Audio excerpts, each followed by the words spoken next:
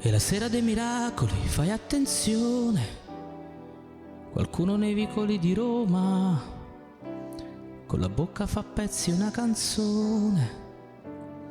E la sera dei cani che parlano tra di loro, della luna che sta per cadere, e la gente corre nelle piazze per andare a vedere.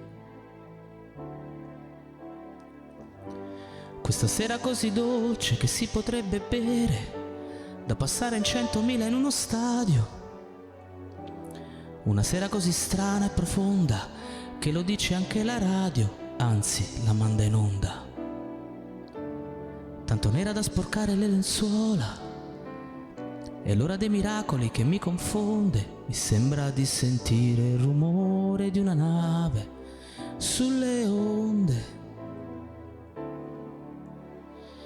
Si muove la città,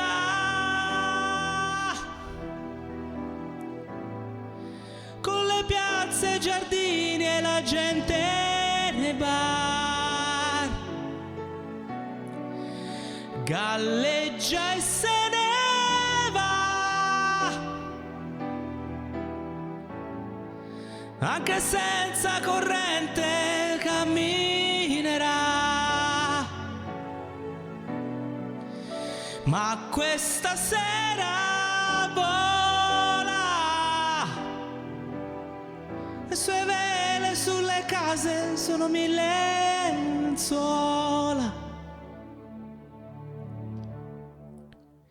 Ci sono anche i delinquenti, non bisogna aver paura ma stare un poco attenti.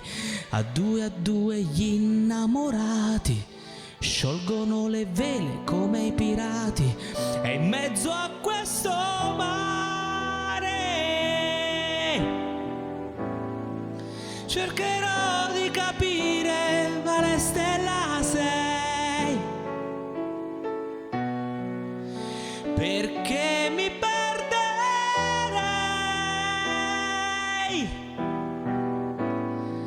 se dovessi capire che stanotte non ci sei.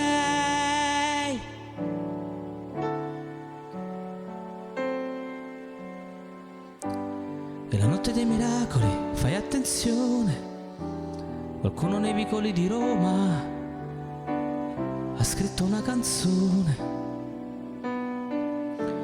Lontano una luce diventa sempre più grande, nella notte che sta per finire, e la nave che fa ritorno per portarci a dormire.